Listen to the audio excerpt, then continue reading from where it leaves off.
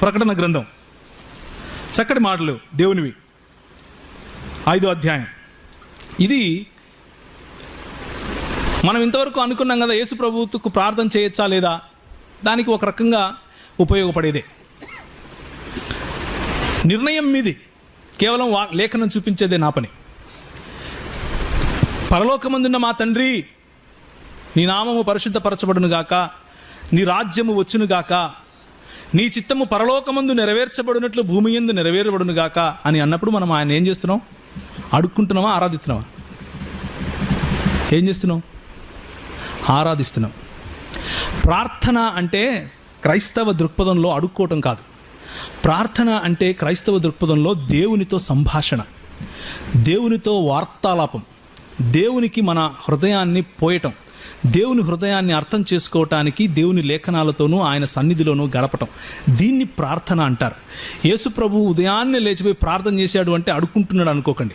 అయ్యా నాకు ఇది ఇచ్చేసి, నాకు ఇది ఇచ్చేసి, నాకు ఇది ఇచ్చేసి, ఇంటికి పెళ్లి చేసి, కారు కావాలా, ఎగ్జామ్స్ రాస్తున్నా పాస్ కావాలా, నాకు ఏదైతే ముక్కు చక్కగా లేదు స్ట్రైట్గా చేసేసి, నాకు జుట్టు పోతుంది, నాకు జుట్టు బాగబెట్టు, ఇవన్నీ విజ్ఞాపనలు ఉంటాయి, నేను కాదనట్లేదు. అదే క్రైస్తవ జీవితం కాదు. క్రైస్తవ జీవితం అనేది ఆరాధనతో కూడింది. ఇబాదత్ అంటారు హిందీలో లేదా ఉర్దూలో. ఆయన్ని ఆరాధించటం, ఆయన్ని ఆస్వాదించటం, ఆయన సన్నిధిలో కూర్చోవటం, ఆయన మాట వినటం, ఆయనకు చెప్పటం, ప్రభువా నువ్వు ఎంత గొప్పవాడివి, నీ నామం ఎంత పరిశుద్ధమైంది, నువ్వెంత ఘనమైన వాడివి. దీన్ని కాన్వర్జేషన్ అంటారు. కమ్యూనియన్ అని కూడా అనొచ్చు, ఒక ఫెలోషిప్ అనొచ్చు. ఆ ఫెలోషిప్ ప్రతిరోజు యేసు ప్రభు కలిగి ఉండటం కోసం వెళ్ళేవాడు. మిగిలిన సమయాల్లో ఉండేవాడు కాదా? తండ్రితో ఫెలోషిప్ ఉండేవాడు, మిగిలిన సమయాల్లోనూ ఉండేది.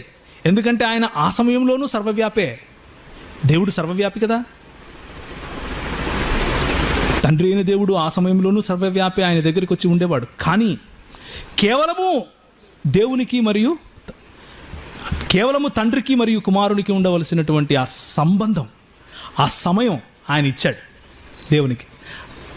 దాన్ని ప్రార్థన అంటారు. ఇప్పుడు యేసు ప్రభు యేసునామంలో ప్రార్థన చేశాడో లేదో మీరు ఆలోచించుకోండి. ఆయన నామంలో ప్రార్థన చేస్తే ఆయన నామం తండ్రి విన్నాడో లేదో మీరు ఆలోచించుకోండి. దాని గురించి నేను చెప్పను. నేను ఏం చెప్తాను అంటే, ప్రార్థనలో ఉన్న ఎసెన్స్, సారాంశాన్ని మర్చిపోకండి అంటున్నాను. ప్రార్థనలో ఉన్న సారం ఏమిటి అంటే, తండ్రి దగ్గర కూర్చుని ఆయన స్వరం వినటం, ఆయనకు మన